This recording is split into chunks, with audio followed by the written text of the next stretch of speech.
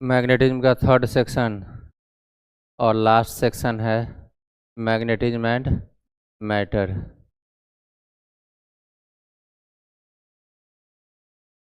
इस पूरे चैप्टर को हम लोग दो सेक्शन में पढ़ेंगे। फर्स्ट सेक्शन जो होगा वह एक बार मैग्नेट का मैग्नेटिक प्रॉपर्टी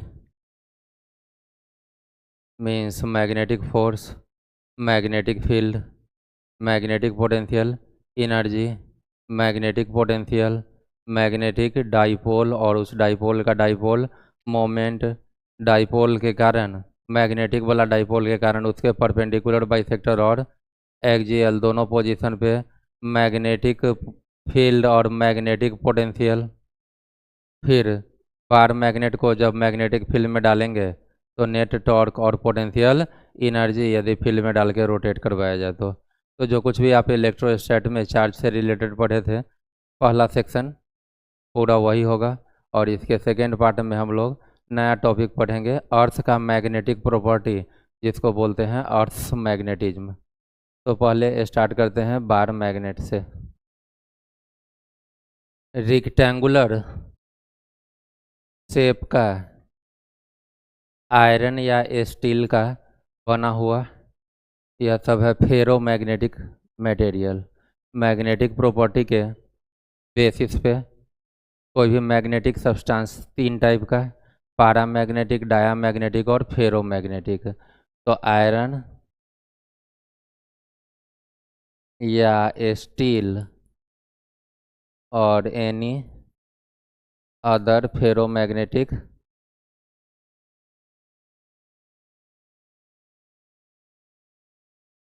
मैग्नेटिक मटेरियल के हेल्प से हम लोग एक रेक्टेंगुलर शेप का मैग्नेट फॉर्म करते हैं और इस मैग्नेट को ही बोलेंगे बार मैग्नेट। जिसके पास दो मैग्नेटिक पोल होगा, एक को बोलेंगे नॉर्थ और दूसरे को बोलेंगे साउथ। वह इंड से थोड़ा अंदर की तरफ और इस इंड से थोड़ा अंदर की तरफ। इंड से इंड का जो यह लेंथ है यहाँ से यहाँ का यह कहलाएगा geometrical length. End to end length कहलाएगा मैग्नेट का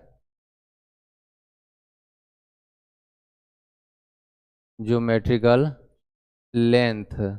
और पोल से पोल का जो यह सेपरेशन है नॉर्थ से साउथ तक का इसको बोलेंगे मैग्नेटिक लेंथ। क्या बोलेंगे? Magnetic length. ज़्यादा कौन सा लेंथ दिख रहा है? Geometrical length. तो मैग्नेटिक लेंथ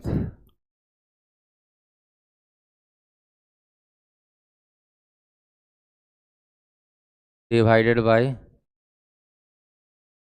ज्योमेट्रिकल लेंथ। यह रेशियो फ्रैक्शन के फॉर्म में होता है 5/6 पॉइंट में अप्रोक्सीमेटली 0.84।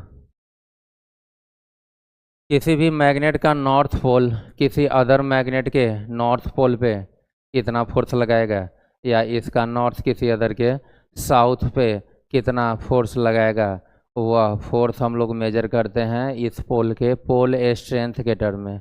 उस पोल के और उस पोल स्ट्रेंथ को हम लोग स्मॉल m सिंबल से डिनोट करेंगे। पोल का जो स्ट्रेंथ होगा उसको किससे डिनोट करेंगे? स्मॉल m से।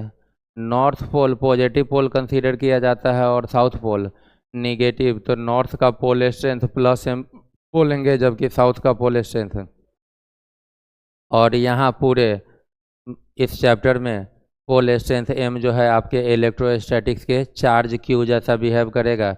जहाँ जहाँ आप q यूज करते थे सब जगह यहाँ पे m यूज कर लेंगे। जहाँ -q यूज करते थे यहाँ पर -m यूज हो जाएगा। यूनिट दोनों का अलग रहेगा, बाकी सब कुछ सेम रहेगा। तो लिखना स्टार्ट करेंगे बार मैग्नेट के बारे में। It is a magnet form from iron और स्टील और from any other ferromagnetic material.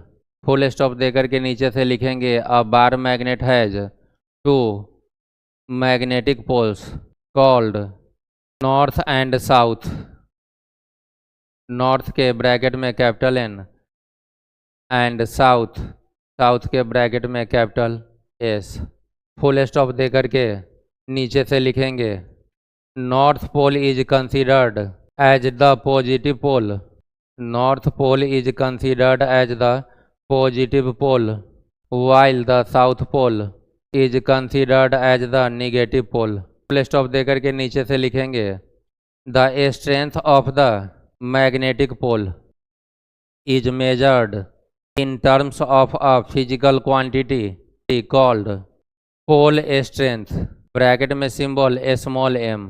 Full stop देकर के लिखेंगे the SI unit of pole strength is ampere metre. Just like current element, current element Biot Savart में I DL को बोलते हैं I is ampere and DL length is metre, तो ampere metre मतलब pole strength अपने आप में करेंट एलिमेंट जैसा। तो कोई भी करेंट एलिमेंट अपने से r डिस्टेंस पर मैग्नेटिक फील्ड जनरेट करता है, तो एक मैग्नेटिक पोल M भी, मैग्नेटिक पोल का स्ट्रेंथ M भी क्या करेगा, अपने से r डिस्टेंस पर मैग्नेटिक फील्ड जनरेट करेगा। और ऐसा ही एक दूसरा मैग्नेटिक पोल आ जाए तो दोनों का मैग्नेटिक फील्ड एक दूसरे पे फोर्स एग्जर्ट करेगा, एक को फिक्स रख करके दूसरे पोल को इन्फिनिटी से पहला पोल से r डिस्टेंस तक लाने में एक्सटर्नल एजेंट को वर्क करना होगा, जो कि कहलाएगा सिस्टम का पोटेंशियल एनर्जी, कि नहीं कहलाएगा। एम्पियर मीटर आया कहाँ से, इसको समझिए। तो आप बोलते थे इस equal and opposite electrical charge के कॉम्बिनेशन को इलेक्ट्रिक डाइपोल और इसके सेपरेशन को D बताते थे, तो इसका डाइपोल मोमेंट P आता था Q इंटू D, Q का ऐसा यूनिट कूलम और D का ऐसा यूनिट मीटर, तो electric dipole moment coulomb metre था। इसी तरीके से अब यहाँ पर माइनस Q के बदले pole strength -M, plus Q के बदले पोल स्ट्रेंथ, सेपरेशन को यहाँ D के बदले L बोल लेंगे, सेपरेशन को क्या बोलेंगे L, मैग्नेटिक लेंथ L बोलेंगे। और इसके डाइपोल मोमेंट को म्यू से डिनोट कर लें, क्योंकि ऑलरेडी आप जानते हो कि कोई भी करेंट कैरिंग क्लोज लूप भी क्या होता है, मैग्नेटिक डाइपोल। और इसका डाइपोल मोमेंट आप पहले ही निकाल चुके हैं लास्ट चैप्टर में, dipole moment mu equals to current into area, और वेक्टर फॉर्म में करेंट इनटू एरिया वेक्टर, की नहीं। तो जैसे यह इक्वल एंड अपोजिट चार्ज का कॉम्बिनेशन या equal and opposite magnetic pole का कॉम्बिनेशन, यह है इलेक्ट्रिक डाइपोल, तो यह कहलाएगा मैग्नेटिक डाइपोल। और इसका डाइपोल मोमेंट, यदि इसका डाइपोल मोमेंट मैग्नेटिक डाइपोल यदि करंट कैरिंग क्लोज लूप है तब तो I इंटू ए, लेकिन यही मैग्नेटिक डाइपोल यदि एक बार मैग्नेट हो जाए तब उसका डाइपोल मोमेंट, यहाँ पर चार्ज लिए थे तो यहाँ पर पोल स्ट्रेंथ M, यहाँ पर सेपरेशन को D बोले थे तो यहाँ का सेपरेशन L होगा, कि नहीं। और यूनिट वाइज यह म्यू और यह म्यू दोनों का यूनिट सेम, तो इस म्यू का यूनिट यहाँ से उठा ले एरिया मीटर स्क्वायर और करंट एम्पियर, तो एम्पियर मीटर स्क्वायर, और उसको किसके इक्वल कर ले M इंटू L के, तो एम्पियर मीटर स्क्वायर किसके इक्वल है, M इंटू L के। इस M को सर्कल में डाल देते हैं क्योंकि यह तो मीटर के लिए है जबकि यह M पोल स्ट्रेंथ है, तो M और L के बदले लेंथ के बदले मीटर, एक मीटर कैंसिल, तो यहाँ से जो पोल स्ट्रेंथ वाला M है वह क्या आ गया, एम्पियर मीटर यूनिट आ गया। समझ में आई बात क्या, इसीलिए आपने लिखा कि ऐसा unit of pole strength is ampere metre. Full stop देने के बाद pole strength is just like charge in electrostatics. यह पूरा आपका है बार मैग्नेट दिखा करके इसका geometrical length, magnetic length, material का आप लिख चुके हो, चाहो तो फिर लिख सकते हो, magnetic length bye geometrical length का रेशियो वगैरह जो भी है नोट कर लीजिए, फिर आगे बढ़ेंगे।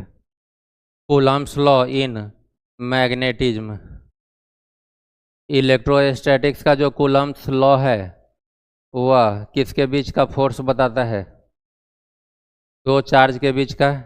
चार्ज के बदले इस चैप्टर में क्या यूज होगा? Pole strength. वहाँ पर दो चार्ज रहता था तो एक को Q1 बोलते थे और दूसरे को कितना सेपरेशन पे?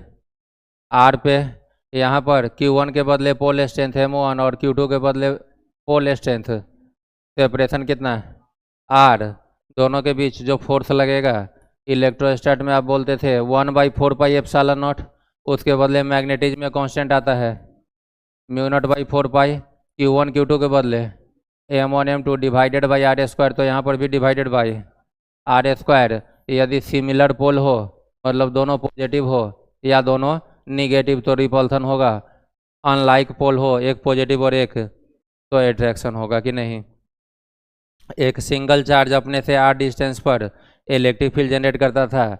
एक सिंगल पोल M हो और यह अपने से r डिस्टेंस पर मैग्नेटिक फील्ड B जनरेट किया करेगा। और इलेक्ट्रिक फील्ड का फॉर्मूला था 1/4πε0 Q/r²। यहाँ पर μ0/4π Q/r² के बदले M/r²। बाकी सारा लॉजिक सेम। पॉजिटिव चार्ज के लिए जब आप यहाँ पे फील्ड निकालते थे तो डायरेक्शन पॉजिटिव से अवे, तो इसी तरह पॉजिटिव मैग्नेटिक पोल से जो यहाँ पर मैग्नेटिक फील्ड होगा वह पॉजिटिव से अवे होगा। और निगेटिव के लिए इतना ही वैल्यू, लेकिन डायरेक्शन टुवार्ड्स निगेटिव पोल होगा। होगा या नहीं होगा? दो मैग्नेटिक पोल होता था, एक को बोलते थे M1 और दूसरे को M2। सॉरी, दो चार्ज होता था Q1 और Q1 को फिक्स रख करके Q2 को इन्फिनिटी से फर्स्ट चार्ज से कितना डिस्टेंस तक? R डिस्टेंस तक लाते थे। यहाँ पर चार्ज के बदले एक पोल M1 को फिक्स रख करके M2 को इन्फिनिटी से पहला पोल से R डिस्टेंस तक लाने में एक्सटर्नल एजेंट को क्या करना होगा? वर्क करना होगा। और वह वर्क डन बाई एक्सटर्नल इस दोनों पोल के बीच का चेंज इन पोटेंशियल एनर्जी कहाँ कहाँ का? तो इस पॉइंट का पोटेंशियल एनर्जी दोनों पोल का, और इन्फिनिटी का जो कि 0 वहाँ भी कंसीडर करते थे, यहाँ भी 0 होगा। तो पोटेंशियल एनर्जी U हो जाएगा μ0/4π, वहाँ बोलते थे Q1 Q2/r, यहाँ पर होगा M1 M2/r।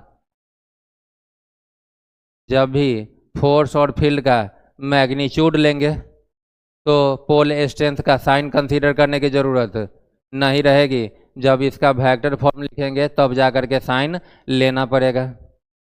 Potential energy U में और मैग्नेटिक पोटेंशियल भी वहाँ भी डिफाइंड था U/Q। यहाँ पर Q के बदले केवल क्या आ जाएगा? M पोल स्ट्रेंथ आ जाएगा। और पॉइंट चार्ज के लिए पोटेंशियल होता था KQ/r। K मतलब 1/4πε0, तो यहाँ का कांस्टेंट μ0/4π Q/r के बदले M/r। तो नीचे वाले दोनों में पोटेंशियल एनर्जी और पोटेंशियल V में पोल स्ट्रेंथ का साइन कंसीडर करेंगे। साइन कंसीडर ऊपर वाला में मैग्नीट्यूड यदि लिया जाए तो अब साइन कंसीडर करने की ज़रूरत, पॉजिटिव के बदले भी पॉजिटिव और निगेटिव के बदले भी।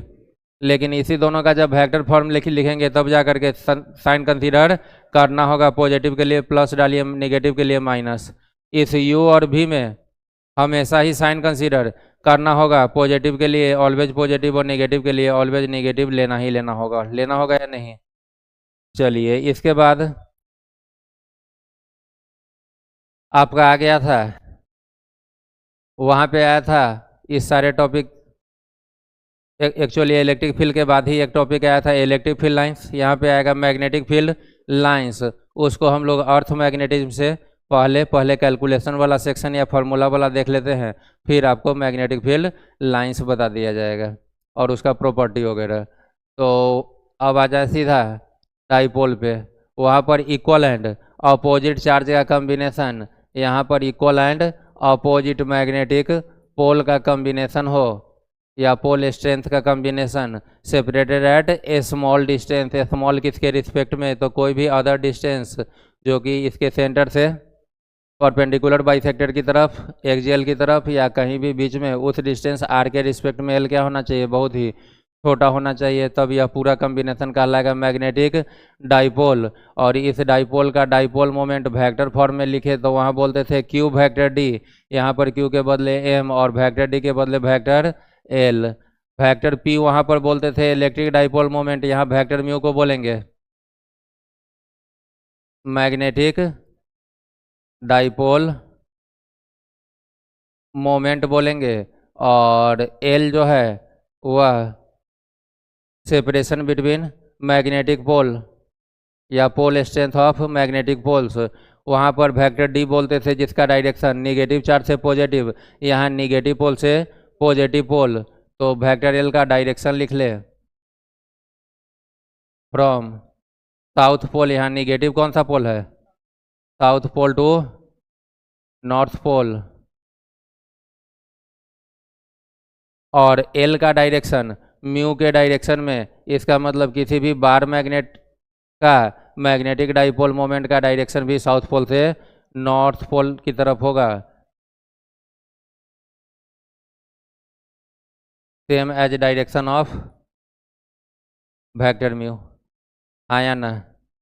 तो अब यहाँ तक आते आते अपना मैग्नेटिक डाइपोल दो टाइप का, एक तो करंट कैरिंग क्लोज लूप को भी मैग्नेटिक डाइपोल बोलेंगे, और किसी भी बार मैग्नेट को भी क्या बोलेंगे, मैग्नेटिक डाइपोल। इसको डिफाइन करेंगे, it is a combination of two equal and opposite magnetic poles separated at a small distance, और दोनों के डाइपोल मोमेंट का फॉर्मूला अलग अलग हो जाएगा। करंट कैरिंग कंडक्टर के लिए dipole moment vector mu I into vector A, और इसके लिए dipole moment vector mu equals to m into vector l, m into, लेकिन दोनों का एसआई यूनिट सेम होगा, एसआई यूनिट वहाँ भी एम्पियर मीटर स्क्वायर, और यहाँ भी क्योंकि आपने एम को पहले ही लिख लिया क्या, एम्पियर मीटर, और एक और मीटर तो एम्पियर मीटर स्क्वायर, और एक्चुअली म्यू जो था आई ए वहीं से तो एम निकाला गया, तो म्यू का यूनिट वाइज दोनों जगह म्यू दोनों ही यूनिट वाइज सेम होगा या नहीं होगा? दोनों का डिफिनीशन अलग अलग, दोनों का डायरेक्शन अलग अलग। यदि आप म्यू बोलते हो आई वेक्टर ए तो वहाँ का डाइपोल मोमेंट एरिया वेक्टर के डायरेक्शन में, जबकि म्यू आप बोलते हो एम वेक्टर एल तो यहाँ का वेक्टर म्यू वेक्टर एल, और वेक्टर एल निगेटिव से पॉजिटिव, तो यहाँ पर भी निगेटिव से पॉजिटिव मतलब साउथ से नॉर्थ की तरफ होगा या नहीं होगा? जब भी आप मैग्नेटिक डाइपोल को इलेक्ट्रिक डाइपोल को यूनिफॉर्म इलेक्ट्रिक फील्ड में डालते थे, तो अब मैग्नेटिक डाइपोल को कहाँ डालेंगे, या साउथ और या north. Uniform magnetic field B में इसका डाइपोल मोमेंट साउथ से नॉर्थ की तरफ, और डाइपोल मोमेंट वेक्टर म्यू और मैग्नेटिक फील्ड वेक्टर बी के बीच का एंगल थीटा कंसीडर कर लें। तो जैसे वहाँ पर आप इलेक्ट्रिक फील्ड बोलते थे E equals to F by q, E equals to, यहाँ पर magnetic field pole strength m के लिए आर डिस्टेंस पर mu naught by 4 pi m by r square, और बी डिफाइंड कैसे होगा, तो एफ बाई क्यू के बदले यहाँ पर एफ बाई एम होगा या नहीं होगा? यहाँ से आपको पता चला कि F equals to m B, F equals to वहाँ पर आता था F equals to q E, F equals to electric field E में क्यू चार्ज रखेंगे, चार्ज पे फोर्स लगेगा, यहाँ पर मैग्नेटिक फील्ड बी में प्लस एम पोल स्ट्रेंथ डाले, इस पे फोर्स लगेगा एम बी किधर की तरफ, फील्ड के डायरेक्शन में, और निगेटिव पोल हो तो फोर्स का मैग्नीट्यूड तो इसके लिए भी क्या होगा, एम बी, लेकिन निगेटिव पे फोर्स किधर लगेगा, फील्ड के अपोजिट डायरेक्शन में।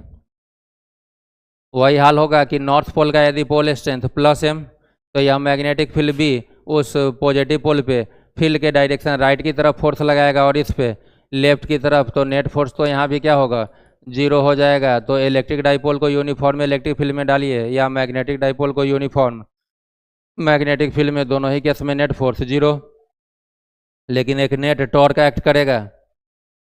दो सिचुएशन को छोड़ करके, जब थीटा 0 और 180 नहीं हो, तो वहाँ का टॉर्क वेक्टर टॉ, यहाँ भी टॉर्क वेक्टर टॉ। इलेक्ट्रिक डाइपोल में टॉर्क आता है vector P cross vector E, vector p के बदले यहाँ पर magnetic dipole moment vector mu, cross vector E के बदले मैग्नेटिक फील्ड, और यहाँ से आपको दिखा होगा कि टॉर्क का मैग्नीट्यूड आ जाएगा mu B sine theta, theta रहेगा वेक्टर म्यू और वेक्टर बी के बीच का एंगल, वेक्टर म्यू का डायरेक्शन बार मैग्नेट के लिए साउथ से नॉर्थ, तो वेक्टर म्यू और वेक्टर बी के बीच का एंगल थीटा दिखाया गया है। यहाँ पर जब इसी डाइपोल को आप 90 डिग्री से थीटा तक रोटेट करवाते थे, तो रोटेट करवाने में वर्क डन बाई एक्सटर्नल या चेंज इन पोटेंशियल एनर्जी आता था माइनस, इलेक्ट्रिक के लिए आता था vector p dot vector E, यहाँ पर आएगा वेक्टर पी के बदले vector mu dot vector B. कहाँ से कहाँ के लिए? थीटा 1 90 रहे और थीटा 2 क्या रहे? थीटा रहे, तो 90 डिग्री से थीटा रोटेट करवाने में। लेकिन यदि आप रोटेट करवाइए कहाँ से कहाँ, थीटा 1 टू थीटा 2, जनरलाइज कर लीजिए। अब यह थीटा 1 45 भी हो सकता है, 60 भी, 120 भी, थीटा 2 भी कोई एंगल हो सकता है। तब जाकर के चेंज इन पोटेंशियल एनर्जी या वर्क डन बाय एक्सटर्नल, यह आपका वहाँ बोलते थे पीई, पीई के बदले mu B cos theta 1 minus cos theta 2। होगा या नहीं होगा? इसके बाद आप आते थे इस बार मैग्नेट के परपेंडिकुलर और एक्सियल पे पोटेंशियल और फील्ड। तो बार मैग्नेट एक बना लीजिए जिसको आप बोलेंगे मैग्नेटिक डाइपोल। निगेटिव को लेफ्ट में रखते हैं और पॉजिटिव को राइट में, ताकि एक्सिस किधर दिखे, राइट साइड। और डाइपोल के सेंटर से परपेंडिकुलर बाइसेक्टर का फील्ड वहाँ पे आप बोलते थे के पी बाई आर क्यूब। क्या बोलते थे? के बदले यहाँ पर म्यू नॉट अपॉन 4 पाई, पी के बदले म्यू, अब बाई आर क्यूब के बदले आर क्यूब। एक चीज़ ध्यान देंगे कि म्यू नॉट एयर का परमिएबिलिटी, म्यू को मीडियम का परमिएबिलिटी नहीं, म्यू को हम किसको डिनोट कर चुके हैं? मैग्नेटिक डाइपोल को, मैग्नेटिक डाइपोल मोमेंट को। तो म्यू अभी भी क्या रहेगा? मैग्नेटिक डाइपोल मोमेंट रहेगा। यदि आप एक्सिस की तरफ चले जाइए, सेंटर से कितना डिस्टेंस? आर डिस्टेंस, तो एक्सियल वाला फील्ड जो होता था वह परपेंडिकुलर का 2 टाइम्स होता था। तो यहाँ का जो फील्ड आ जाएगा वो आ जाएगा म्यू नॉट अपॉन 4 पाई, या 2 टाइम्स पहले ही कर लीजिए, 2 mu naught upon 4 pi mu by r cube, है या ना? यही चीज़ आप साउथ और नॉर्थ लेकर के यहाँ पे पोटेंशियल निकालिए। तो यहाँ पर पोटेंशियल 0 आता था, यहाँ पर भी पोटेंशियल मैग्नेटिक पोटेंशियल 0 आएगा। यहाँ पर पोटेंशियल आता था के पी बाई आर स्क्वायर, तो के बदले म्यू नॉट अपॉन 4 पाई, पी के बदले म्यू बाई आर स्क्वायर। एक जगह म्यू दिखा दें कि म्यू मीडियम का परमिएबिलिटी नहीं है, यह क्या है? Magnetic dipole moment, magnetic dipole moment. बाकी सारा कैलकुलेशन आपको वहाँ किया हुआ है। हर क्यू के बदले केवल क्या डाल लेना है? एम, और डायरेक्शन वगैरह का बाकी जो वहाँ था वो यहाँ भी होगा।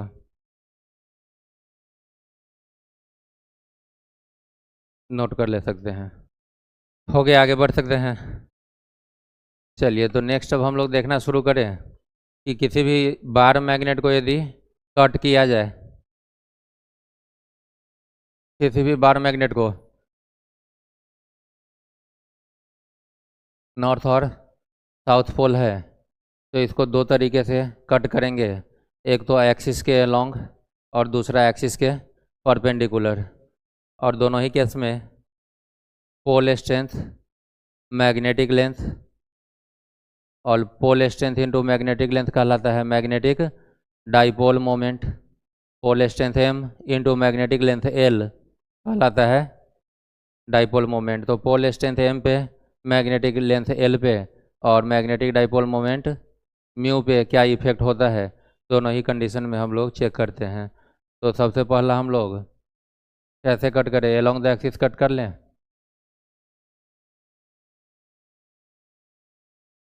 तो इसका पोल स्ट्रेंथ पहले m था और इसका -m। तो अब कट करने के बाद जो अपर पोर्शन है उसका पोल स्ट्रेंथ m ही रहेगा या m/2 हो जाएगा? यदि 2 इक्वल हाफ में कट करे तो m ही रहेगा। और -m वाले का -m रहा, तो अपर हाफ और लोअर हाफ यदि दोनों हम लोग मिला ले तो ऊपर वाले का भी m और नीचे वाले का भी m, तो टोटल पोल स्ट्रेंथ, जबकि ओरिजिनल के पास है। होगा या नहीं होगा? तो अब कट करने के बाद जो एक सेक्शन आपका बचेगा, अपर हाफ या फिर लोअर हाफ, अपर हाफ